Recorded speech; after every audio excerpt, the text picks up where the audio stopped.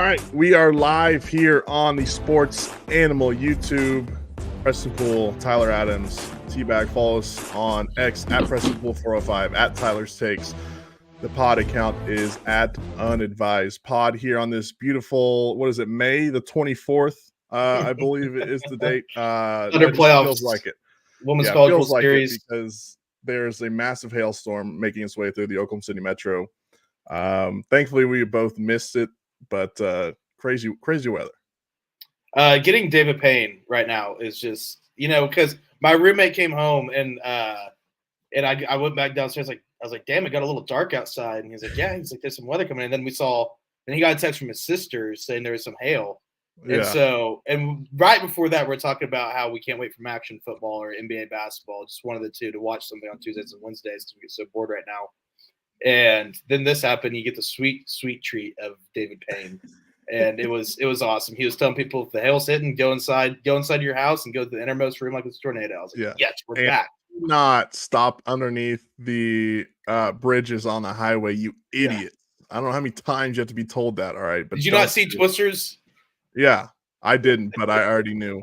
I do need to see that movie. Hopefully it'll be out. That's the opening scary scene. They go under a bridge and does not end well. Spoiler alert. Oh well. All right. Well, I mean, let's get right into it. Big news out of Norman. Yesterday, Brent Venables on his coach's show has named Michael Hawkins Jr. the starting quarterback for, is it the Auburn game or did he say just going forward? Because I didn't really catch it. I just kind of saw the tweet, but I know for sure the Auburn game, he'll be the starting quarterback. That's a good question. I think going forward, because if you're this coaching staff right now, the best plan of action is to have Michael Hawkins go out there play a full game against Auburn, no matter what happens. Yeah. Because you know what Jackson Arnold is at this point. Go out and have Michael Hawkins play a full game. Then you have the bye week going into the Cotton Bowl. So I think that's the best plan of action. It's just Michael Hawkins be your guy for at least the next three full weeks, including the bye week. And then maybe if he sucks during Auburn and sucks again during Texas, which I don't think he's going to suck as bad as what Jackson Arnold did, then maybe you can reconsider your decision. But yeah, I don't know if it's just the Auburn game or going forward, but it should be temporarily going forward.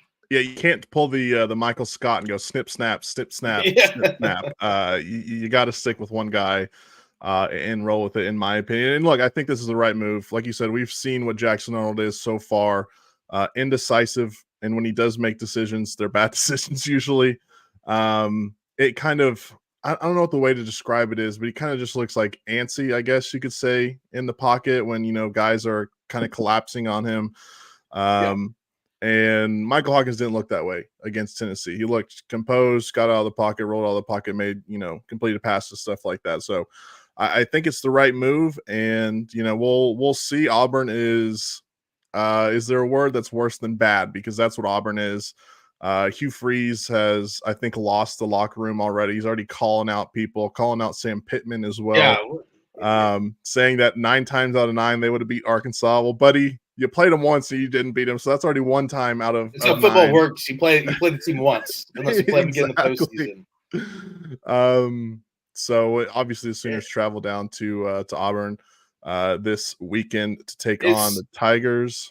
It's whatever OU's offensive problems are, times that by 2 for Auburn, because they got 4 quarterback dilemma. Hugh Freeze is just known POS, known bad guy. And I think we're going to be asking the question here soon, Preston. Is Hugh Freeze a good coach? Because he was at Ole Miss and had success, but he was cheating his way through that and still couldn't get better than 9-3 in the regular season. I would say better coach than he is man. Better coach than he is man. Better coach than he is man, that's for sure. That bar is not high. And then he goes to Liberty, and he has success. But look at Billy Napier. Billy Napier had success in Louisiana and has not done a thing. So, yes, I'm not saying he's the worst coach ever. He doesn't know football. But I think at the SEC level, it's are we sure about this guy? Are we sure? I think we might be asking that question soon because I think this might end poorly. Because Auburn, and everyone's like, oh, you're overreacting. It's in year 2. Auburn will fire a guy after year 2. No question. No, 100%. Auburn has one of the quickest leashes in college football. It seems like they'll fire a guy 2 games in if they have to. They do not care down there. But that athletic department is just a complete mess, anyways, down in Auburn. By the way, We're Better on fan base than people too. Yeah, yeah, exactly. We're on hurricane watch for that game.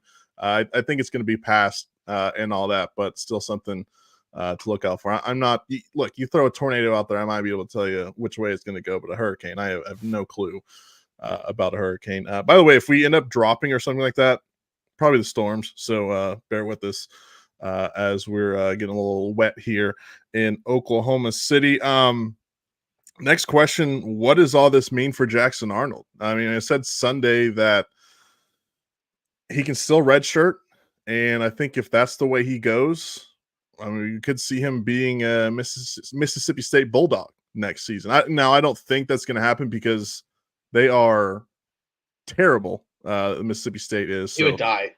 Yes, worse than what he's already done He here. would fall over on the football field with anxiety or something. Yes, because that football team is just bad. But yeah, I don't know. And someone on Facebook said I thought he burned his red shirt last year versus BYU. He still has a red shirt since he hasn't used it yet, so he still has a red shirt opportunity. He's already played in 4 games, so he can't play in another, or else he won't have that opportunity this season. But I think if I'm Jackson Arnold, I'm saying I'm just going to redshirt the rest of the season. Yeah, just going to redshirt, and I'm going to transfer out and go somewhere else. If I'm Jackson Arnold, I'd go to that coaching staff like, here's the deal. We elephant in the room. I'm not the starter anymore. I want to better my future. I'm sure the coaches obviously still care about him and his future. You know, yeah.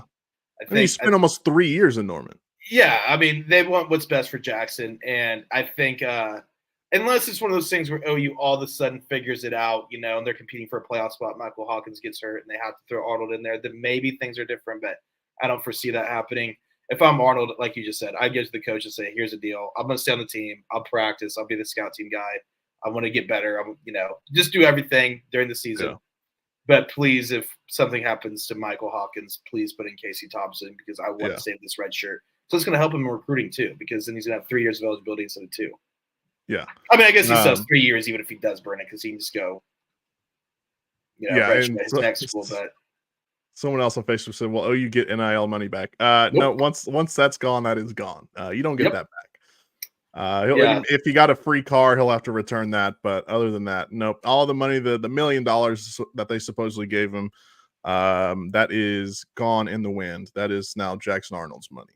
So that's how NIL works. And it is what it is, right? So but yeah, I agree. I think redshirting and just hitting the portal at the end of the season is probably, if that's the way he wants to go, I think that's the best case scenario for Jackson Arnold. So we'll see.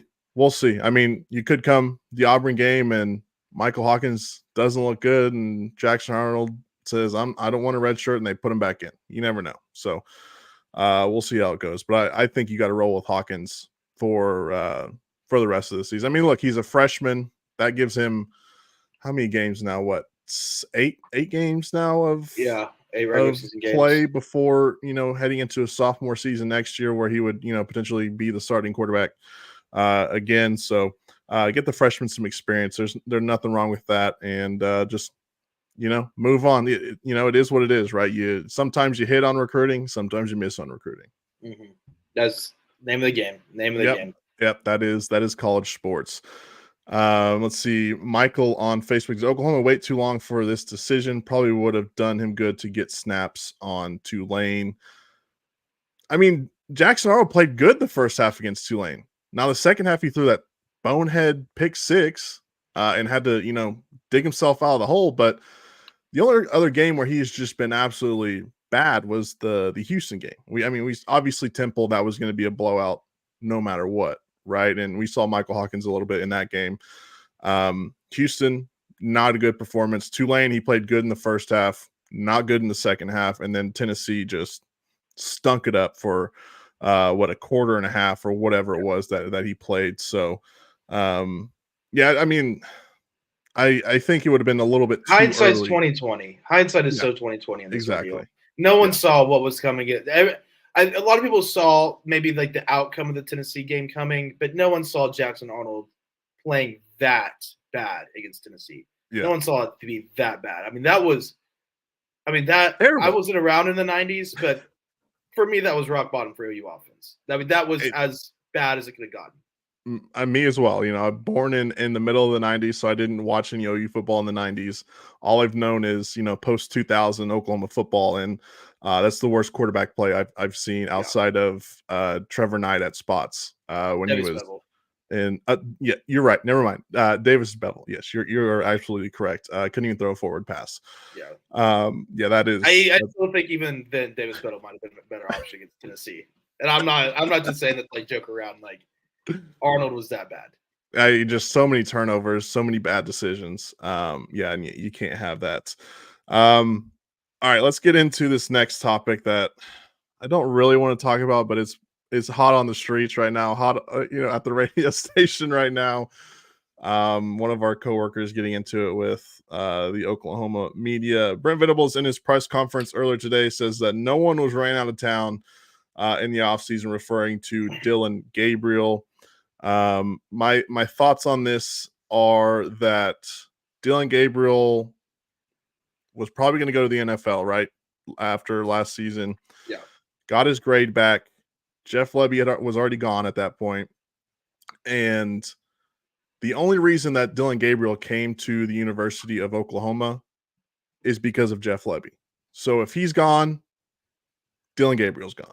I think it's just as simple as that.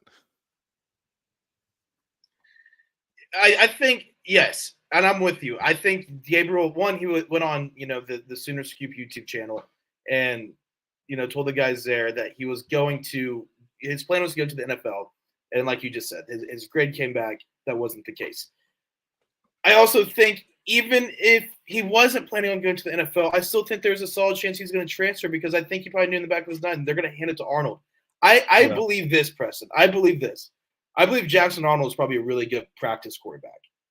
Like, I believe the coach was probably shocked by what he does in the game because we're not in practice, so we don't know all the way.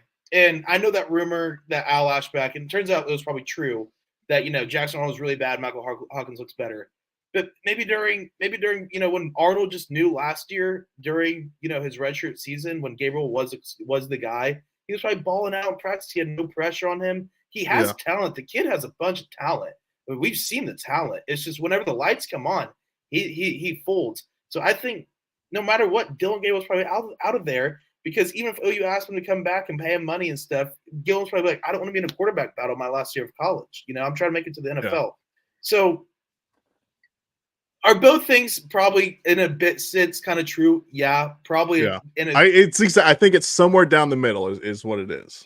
I think it's probably, but I think both things are true, but I think it's more so Dillon's probably God no matter what. No matter what, unless OU was like, you're our guy no matter what, which was just probably not going to happen. Call that a mistake, call that whatever.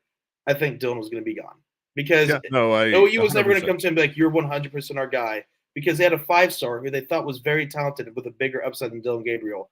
They're probably going to be like, yeah, you will be in a quarterback battle with him, which the coaches should do that. If you have a guy like Jackson Arnold, you need to try to play him. Even if you have a guy like Dillon Gabriel, you need to put him in a battle against Dillon Gabriel. So I think this is getting blown out of proportion. Like me and you talked a little off air today. I said, at this point, like, can we just move on? What's done is done. Like this is a position we're all in, and gotta live with it. And let's not kid ourselves. Every coach in the country would have done it the same way. With the number one quarterback in the country coming in 5-star, all the talent and the hype in the world. You have got a guy that in Dillon Gabriel who was consistent and good, consistent. And I think even maybe Nick Saban probably would have done it. All right. I mean, it's just one of those things. So like we said earlier, sometimes you hit, sometimes you miss. Michael on Facebook says Jackson Arnold is Davis Bevel in disguise. Turns out you might be probably right. He also says, would Jackson have beat out Gabriel head to head? With the offensive line they have this year, I'm telling you right now, you could put prime Tom Brady out there, and it probably would have made too much of a difference because the offensive line is that bad. They're so banged up at literally every single position on offense. I mean, they had one of the top receiving corps in the SEC heading into the season, and now none of those guys are playing right now. You have to rely on a lot of young guys, sophomores and freshmen. So I don't think any quarterback is going to make it work at this point. So at least put in a freshman that can go out, use his legs. It has the ability to throw the ball well, and just kind of do a fresh reset on everything. And another thing too is we're going to talk about rookie quarterbacks here later on the show. We talk about my franchise in particular, the Chicago Bears, known to break quarterbacks. How do we know this coaching staff just didn't break Jackson Arnold with this bad offensive line and bad play calling? How do we know like that? It's not all Jackson Arnold's fault. Maybe it's more of a offensive altogether issue. Like obviously Jackson Arnold went out and sucked. Obviously he is not a good quarterback in an Oklahoma Sooner football uniform. But at the same time, who's to say, that maybe he was just put in a terrible spot that he was never going to really succeed in, and he just doesn't have that mental capacity right now to handle that, Yeah. So, And we see it all the time in the NFL. Why can't it happen in college? Exactly. And we knew in that Temple game that the offensive line was going to be bad because, I mean, I Jackson argued with the guy on Twitter. Yeah. I was literally like, dude, if this is Tennessee, it's going to be bad. And sure enough. Yeah, and it was bad. But look, I think Jackson will, head somewhere else, bounce back, have a great college career. You even heard Brent Venables say as much. But again, if we're comparing the two, and I'm looking at my notes here, they're both the same quality of runner, I would say. Maybe Jackson Arnold edges Dillon Gabriel out slightly. And I say slightly in very, very small margin. Outside of that, Arnold can throw the ball further. I mean, how many times do we see Jackson or Dillon Gabriel underthrow wide open guys and stuff like that? So I don't think there would have been a massive difference.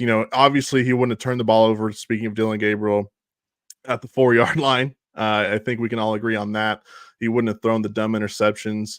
But the only time that those mattered was the Tennessee game. The other games, it just didn't matter. So, but yeah, I think that I'm ready for all that talk to be over with. It doesn't matter. Dillon Gabriel's at Oregon. Jackson Arnold's the backup now, and Michael Hawkins Jr. Is the starting quarterback for the Oklahoma Sooners as they head to Auburn. And Michael Hawkins Jr. might be the best thing that ever happened to OU football too. You never know. We don't know. You never know. Yeah, we don't know. Kind of like Caleb Williams coming in for Spencer Rattler. We didn't really know. So why doesn't OU have a QB coach? I believe Seth Luttrell is the QB coach. I think this guy's maybe because we got asked this morning and we got asked it yesterday too. I think this guy might mean OU doesn't have a former quarterback on the offensive staff coaching quarterbacks. I think that's maybe more, which I do agree. I think you might need someone that played the position to help. Maybe not even be the quarterback coach altogether, but to be coaching quarterback. So I can get down with that. I can definitely get down with that. And look, this is Brent Venables' third year as a head coach. I think we would all be dumb to say that he's got everything figured out already about being a head coach, right? So we'll see. This could end up being one of those things that get you fired. So who knows? We'll see how that goes. There's still a lot of ball left to be played for the Sooners, so we'll see how that goes. This also brings up another point that I have that I heard while listening to Al's show last night. A caller called in and said that we shouldn't be ripping on college athletes. They're young, they make mistakes. And it's just bad for people, with our job to be ripping, young players and stuff like that.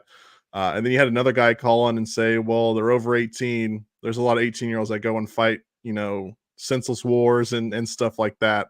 And I say, is it bad to talk down on college athletes in this NIL era where a guy like Jackson Arnold's making $1 million? I mean, that's more than you and I can make combined for the next, 5 years. So I think that it's okay to do so because that's part of our job is sitting and talking sports. I'm not going to say, oh, well, Jackson Arnold, he threw a couple of bad interceptions, but I think he can definitely work on stuff and get better. No, he was just bad. Flat out bad is what he was Saturday, and there's no other way to put it. He's a full-grown adult making his own decisions in life, making hundreds of thousands, millions of dollars.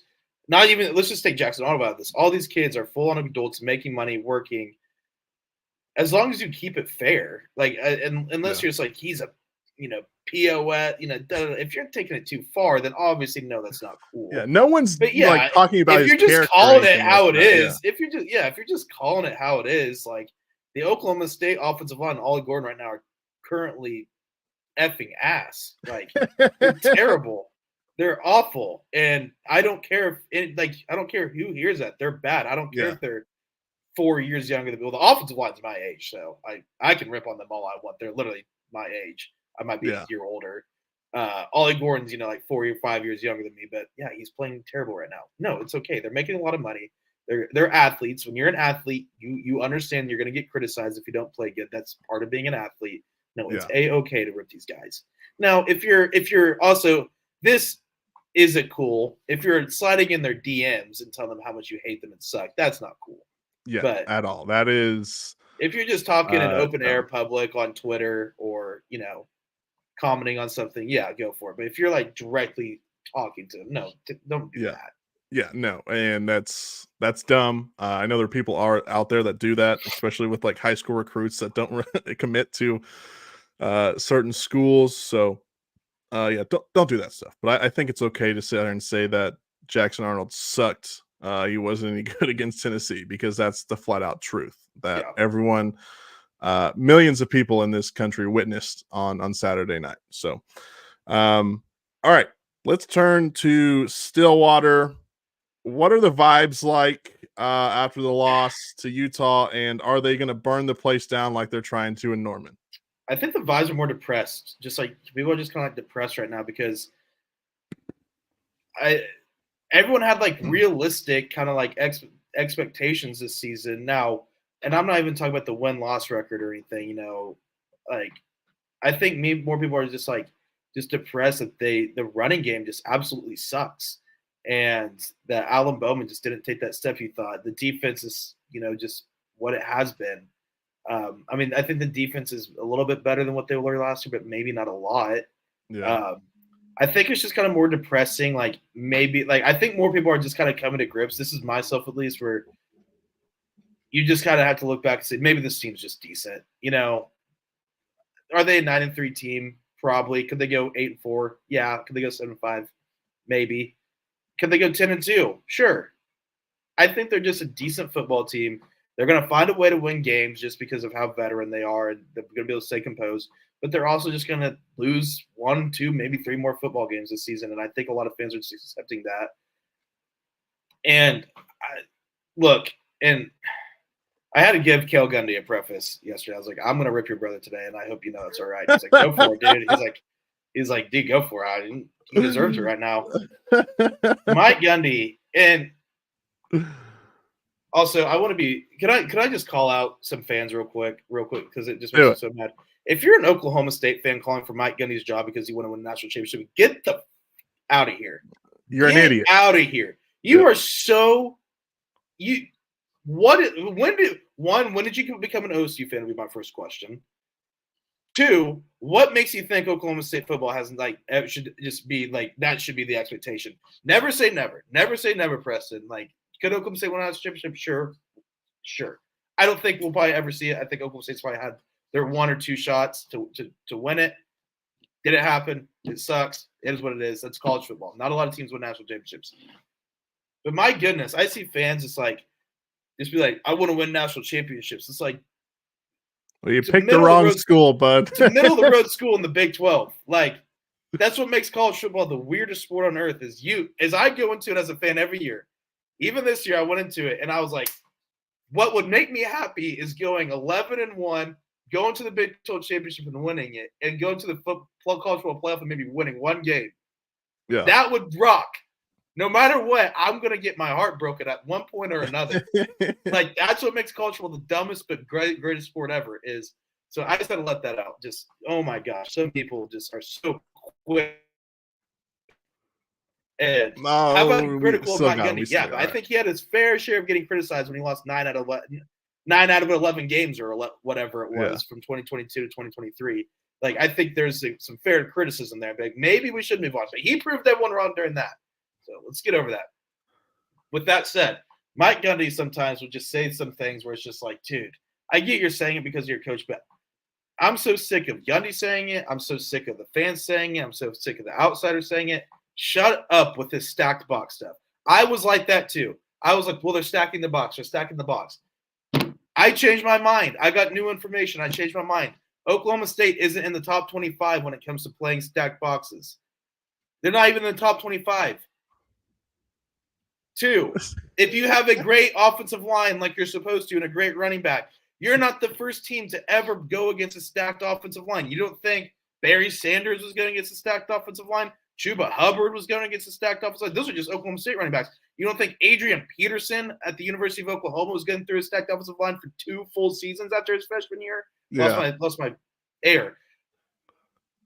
Get out of here. That's not an excuse. If you're a good offensive line and a good running back, you overcome the stacked offensive line. And if you can't, then you're not good. It's as simple as that. If you can't, you can't. They haven't figured it out through 4 games. They're probably not going to figure it out. This run game is just simply not good. I don't get it. I think maybe they should look into making some big-time offensive staff changes this upcoming offseason, particularly at coordinator and offensive line coach, because those 2 guys have been there for 5-6 years now.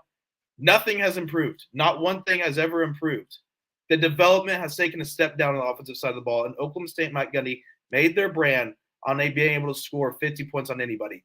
And I get that defenses have adjusted, and I get the offensive side slowed down to what the Big 12 was in 2014. That's not my expectation. But I still think Oklahoma State should be able to hold a team to 22 points in the Big 12 and find a way to win if you're full of 6th and 7th year guys. End of rant. No, I completely agree with you. And to have an offense, it's either Oklahoma or Oklahoma State that's ranked worse than Iowa in yards per play. Oklahoma State. Yeah. That's pretty telling. I mean, Iowa is garbage. So Casey Dunn has not, his best offense was last year, 2023. Yeah. Like that's, it was a good offense, but it's not like, it was not an offense that scared anybody. Yeah, no, I completely agree with you. It's funny that you told Kale, I'm gonna rip your brother. Yeah, you know who would make a good offensive coordinator at Oklahoma State? That I think. I think Kale's kind of liking his life though right now. Yeah, he only has to work 3 days a week. Yeah, he works 3 days 2 a week. hours. Talks the ball. He gets to go to like any practice in Norman or Stillwater whenever he wants. Yeah. Gets to sit in suites at games and Yeah. go to the lake. He's living a cool life. Like I don't know if he'll get back into this game. Can't be too bad. Also, doing that. I will say this too. I don't know if I'd want Mike to hire Kale, because if Kale didn't work, if it's taking Mike Gundy this long to fire Casey Dunn, and Kale didn't work, it's it'd be like the how long would we Mike go through Stoops, that? Bob Stoops would be the way that it was. Yeah, and I can't do a walk and talk video leaving the stadium going Kale Gundy, because we know each other and I like him. Yeah, that'd be a little bit much there. But I think that would be pretty fun. What about Zane Flores? Is he still on the roster? Is he still in Stillwater? Like, do we have like a location on him or anything like that? Mike Gundy kind of ran in circles around that yesterday. He said in the offseason over the summer, he's ready now. He's ready now. And then I guess they're still going to – Rangel was their guy for backup going – that could be changing this week. Rangel could be now the 3rd string, and Flores could be taking the 2nd string reps to get those in. And then Gundy was just pretty much like, yeah, I mean, like we didn't prepare for him. It's like, why not? Like if you think you have quarterback issues, why are you not trying to get Flores ready? So it's either – and I don't think Flores is bad. Like I don't think that that's the case, because everything you hear out of Stillwater, even Cale Gundy has said, like they have really high expectations on him. So it's like, I don't think it's a case of like, oh, he's just not that good. You're not in practice. You don't know. It's like, you're right. And that might be the case, but I don't think it is the case. So my prediction, Preston, is if Oklahoma State loses the season, the very likely chance your season's done when you're talking playoff. 0-2 in the Big 12, could you – obviously you can – 2 losses in the Big 12 doesn't eliminate you, but when they're 2 losses to 2 contenders, they – get close to eliminating you, because then you're 3 games down on Utah, 2 games down on K-State. That's just going to be hard to climb back up from. I think if Bowman goes out and doesn't perform well, I think there's a chance that the keys might get handed to Zane. And I think at that point, I don't see why you wouldn't. Yeah, I still think that he's a myth. that he just isn't a real person, because I have yet to even see a picture of him. So we'll see. We'll see. Anything else Life's on? greatest mystery. Yeah, St. Flores.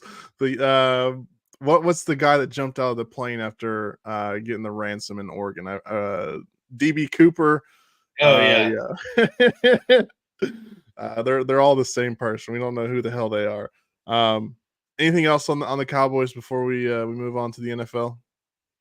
No, I've let it out. I've let it out, and I have said I'll say it now. I've accepted my fate in this. I've accepted my fate in this. I have not accepted my fate in Chicagoland, but I've accepted my fate, and I think of what this is. Because even if they win this weekend, am I going to get all the way back in? Yes, but I unless they run for 200 yards, the only way to get me back in is if they can run the football. That's the only way to get me back in. Well, we'll see. They take on Kansas State up in Manhattan, Kansas. What a boring drive that is, by the way. I don't know if you've ever made that drive before, Yeah, but I it is have. just absolutely boring. Lawrence, All the way up there. Manhattan, and Kansas City are just terrible. Driving to Denver, Colorado is really bad too. Yeah, I haven't driven to Denver yet, but I've driven like to Colorado. You get up to Colorado and then you got to go, because I've went like to Western Colorado. So you get up into Colorado and you're only like 3 hours away from the place that you're going to, but it takes you 8 because you got to drive through all the damn mountains. See, Eastern Colorado, right before you get to Denver, is just Kansas. Oh, yeah. It is not pretty. Like if someone's like, I would live in East Colorado, don't some, oh, that's awesome, because it's not. It's not. Yeah. You're closer to the mountains than everyone else, but you are living in West Oklahoma, West Kansas, and East Colorado, West Texas. It's all the same. Yeah, it's all just flat and a couple of rocks here and there. All right, let's get into Monday Night Football. The biggest thing to come out of this is I think the Bengals stink. And I'll be fair, I didn't watch any of it because I got home. I was working till like 8, and these games started at like different times, which is dumb, by the way. To have 2 games on, you start one at like 5 p.m. Central Time, and then the other, I think it might have been like 6 when they started, but it's still yet. Start the other one like later on. So I didn't really catch much of either of these games, but I did see that the Bengals lost. They're now 0-3 on the season, and I'm officially labeling them as bad this year. Yeah, so Jaden Daniels, played one of the better rookie games I've ever seen a quarterback play in a while. Maybe might go back to that Justin Herbert game for me. Yeah. Whenever Justin Herbert just got thrown to the wolves. What was that, 2020? Yes, yeah. Yeah, it's COVID year. But Jaden Daniels went out, and I think they had 5 drives and 5 scores, maybe 6 drives, 6 scores. What was the final score? 30. 38 38. something. So yeah, it was 5. That last touchdown to Terry McLaurin was awesome. And then he had another one to Terry McLaurin later on that set him up to run it into the end zone. Terry got tackled at the 2-yard line. There's a long ball right into the pocket. He's got tackled instantly, and the ball's at like the 2 or 3 yard line. Jaden Daniels, appears to be a very good NFL quarterback. It appears the Commanders found their guy. He played amazing. They had 6 drives, 6 points, 5 of them, or 6 drives, 6 drives that led them points. 5 of them were touchdowns. Whenever they needed a touchdown to seal the game, they did it. They looked very impressive. And I got a preset fear, Preston. I've already got my preset fear. Can you guess what it is? That Jaden Daniels is better than Caleb Williams. Not just that people are going to say the Bears could have had Patrick Mahomes and Jaden Daniels or Jaden Daniels. That's tough. That is tough. 38-33, by the way, was the final score of that game. I still believe in Caleb. I still think Caleb is the guy. I think the Bears' issues right now are not Caleb Williams. I think it's bigger picture than that. The only fear I have with Caleb right now is the Bears will break him eventually if they don't get this crap fixed here soon. But I will say this: if that does become an insult graphic one day, I'll say this: it's like people like to rip on the Blazers for taking Greg Oden over Kevin Durant, but it's like everyone would have taken Greg Oden over Kevin Durant, just like everyone probably would have taken Caleb Williams over Jaden Daniels if they had the number 1 pick last year. So I will. That does help me sleep a little bit better at night, knowing the fact that he was a consistent number one. And just know that it's still not as bad as the Panthers taking Bryce Young over CJ Stroud. Yeah. Because CJ Stroud is just way better than gave up a haul for it too. Yes. All to the Bears. Yeah, that is very. Look, you could have had Bryce Young as your starting quarterback. So yeah, it could always be worse, right? Yeah, Jaden Daniels, 21 of 23, which is great. 254 yards, 2 touchdowns. Only got sacked twice. Joe Burrow, 29-38, 324 yards, 3 touchdowns. So he didn't play terrible, but his team did. So, yeah, the Bengals. I don't know what to think of them. 0-3 on the season. Maybe it's because Joe Burrow thinks he's too cool now. Do you think that might be the case? Joe Burrow played great. It was a defense. The defense for the Bengals, that was the issue. Do you think him dressing up in all those fancy clothes maybe just meant it's all getting to the team? Getting unserious around there? Yeah. Yeah, that might be the case. Just show up in some sweats and like a hoodie or something next game instead of wearing all that designer stuff. But yeah, no clue what to think about the Bengals. They've got some bad losses this year. All right. Jaguars and the Bills. The Jags might be the worst team in the NFL. They're 0-3. They get blown out by the Bills 47-10. Yeah, I think it's as simple as that. I think the Jaguars are one of the worst teams in the NFL. That was a bad it was a beatdown. Bad performance. I'm mad at this one because I was going to take the Bills minus 4.5, and I went and took a shower at like the easiest bet of your life. I went and took a shower like 6:20, and I totally forgot the game started at different times. So by the time I went and bet it, it was already, or wanted to bet it, it was already like 14-0 Bills. I was like, well, now I'm not going to touch it. But I still could have bet it, and it still would have won because it was that big of a beatdown. Sorry, my allergies. I had to go move like a bunch of the lawn equipment in the garage with the mower and weed eater to put my car in there because I thought hell was going to come, and my allergies are just asinine right now. Yeah, like we said, it's springtime in Oklahoma according to today's weather. So, my nose is all itchy, my throat's itchy. It's like everything. Like I'm playing injured right now, Preston. You're not injured. But yeah, that was awful. That was awful. Are we ready to label Trevor Lawrence as a bust? The thing is, yes, but maybe we might need to find a new word for Trevor Lawrence because bust just means he never came into anything good. He led them to a division championship in the playoffs. And a playoff win. I think that it was a playoff win. Yeah. That was your charge with the lead. Yeah.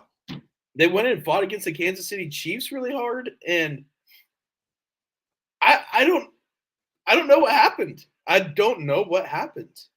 Urban Meyer. I think that's what. But the playoff run was with Doug Peterson. Yeah, that's right. That was the year after Urban Meyer. So yeah, I mean, Doug Peterson came and fixed him and broke him again. Maybe he's one of those coaches that's only good for a year, kind of like with the Eagles and their Super Bowl run. Yeah. So maybe you just only hire him for a year. Mac Jones did play a little bit in that game last night.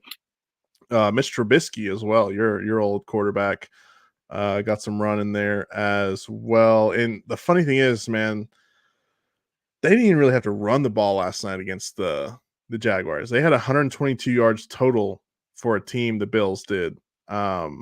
And I mean, Josh Allen just threw for 4 touchdowns, and they added a couple of rushing touchdowns to that as well. So it's not like they were just pounding the ball against the Jaguars. So the Jaguars are just absolutely god awful this season. So all right, let's get into some other silly, what might be the word for some of the rest of these NFL stories. This first one is just flat out stupid. I will say that.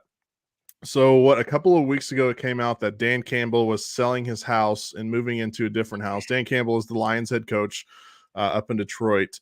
Well, it turns out Dan Campbell's address got leaked by one of his daughter's classmates. Whenever after that playoff loss in the NFC Championship game, they leaked his address on Snapchat or something, I believe is what the story said. So How stupid do you have to be if you're a kid these days? I mean, do you not even think about this stuff? I'm lucky enough to have a friend who has a family member of a high coaching tree, Sam Pittman of Arkansas. I've been lucky enough to go to his house, to sleep at his house. I've been lucky enough to get some cool perks out of that damn friendship. thing about where he lives, right? You just don't say that. Whatever the rules are, the rules I follow, because I do not want Yes. to ruin that relationship in the slightest. It is a fun and cool relationship that I want to keep strong and sturdy. I don't understand why these kids do that, because there's nothing cooler than, especially an NFL head coach. Yeah. Like when Sean Payton was smoking the bong with his friends, and then like his buddy put it out on Twitter. Like what? You're taking bong rips with the NFL head coach. What are Put you your phone doing, down, dude? enjoy the moment, and be like, dude, let's smoke it. Maybe you can become smoking buddies with Sean Payton. You text him, say, hey, you want to smoke real quick? And he comes over, y'all hit a J in the garage together before mom catches you. Like, instead, you're putting it on social media, and you probably have to get all ties cut off from him. Kids are dumb. Like, if you ever have a good perk like that, don't ruin it. Just ever don't ruin it. Yeah. I'm guessing these are like high schoolers. That did it. So yeah, for sure. It's like, he's the head coach for an NFL team.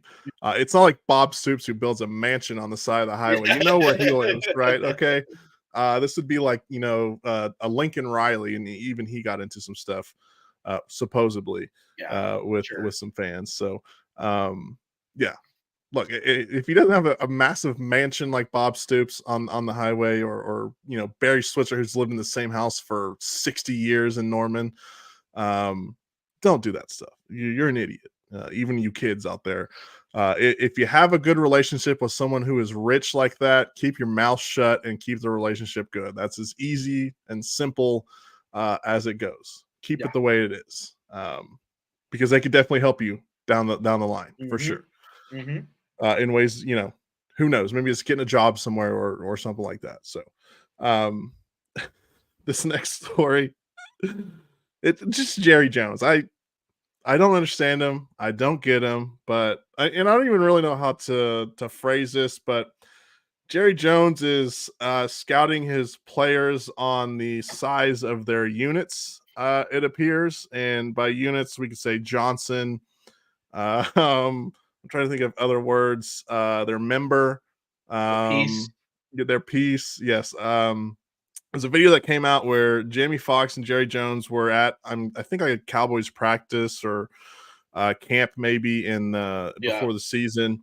And Jerry Jones made a comment about a player's length, and then the stream immediately cut out.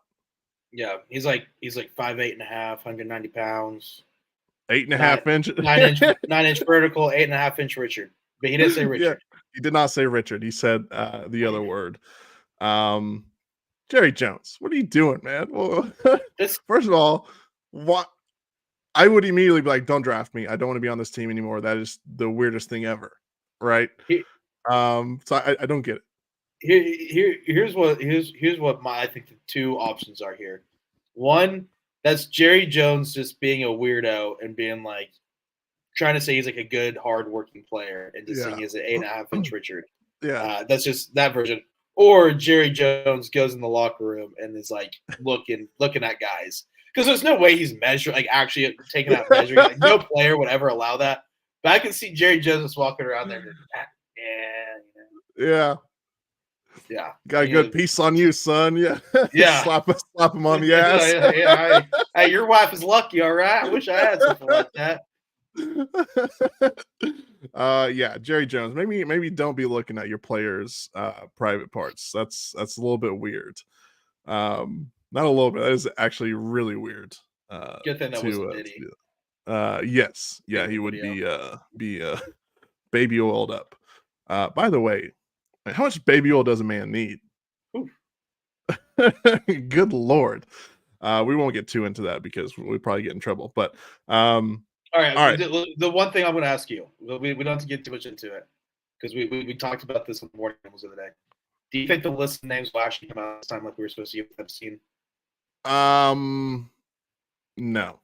I don't either. There's too many rich and powerful people that aren't going to let that stuff get out. No. Yeah. No. So that's the rich rule the not world. gonna happen. It's always gonna be that Yeah. way. They're always gonna be weirdos. Yeah. Yes.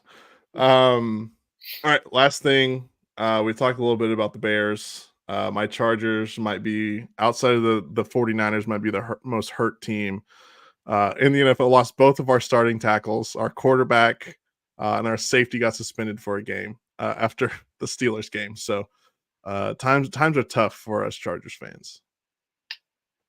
That's part of the NFL. You at the end of the day, you at least have Jim Harbaugh, and if anyone can win a game with underdogs, it's Jim Harbaugh. Yeah. The only bad thing is that they're playing the Kansas City Chiefs, which sucks. But hey, look, if Jim Harbaugh and y'all somehow might be the get right game for them, even though they're 3-0, y'all might be the get right game for them because they have not looked overly impressive this year. It sucks, but if Harbaugh somehow figures out a way to beat the Kansas City Chiefs with the practice squad, I will be even more in on Jim Harbaugh than I already was. You got to get to an NFL game and sign still for him. I'm already. I would. Yeah, Jim Harbaugh. You want to cheat? Hit me up. I'll do whatever you need me to do. We'll cheat our asses off and win a Super Bowl and ride off into the sunset. All right. That sounds like a great plan. All right. That's all I got. You got anything else before we wrap this thing up? If anyone sees Jerry Jones in the bathroom, go into the stall and lock the door for the love of God, because he's a peeker. Yeah, he's a peeker. That's for sure. So hide your member from Jerry Jones. But all right, that's gonna do it for us. We'll get into a little bit of Thunder talk on Thursday because Media Day is coming up on Monday of next week, or I guess this upcoming Monday. And Sam Presti is meeting with the media tomorrow morning.